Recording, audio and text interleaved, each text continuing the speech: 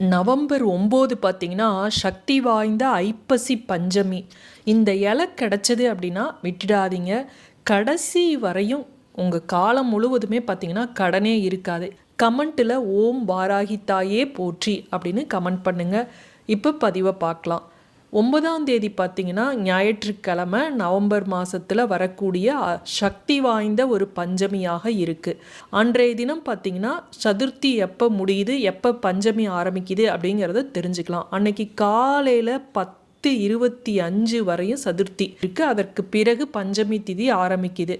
உங்களுக்கு அடுத்த நாள் 10ஆம் தேதி வரையுமே பஞ்சமி திதி இருக்குது.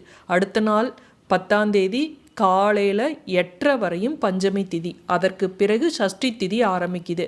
இப்போ அன்றைய தினம் ராவு காலம் எப்போ அப்படின்னு பார்த்தீங்கன்னா காலையில் 4:30 to 6, யமகண்டம் 12 to 1:30, குளிகை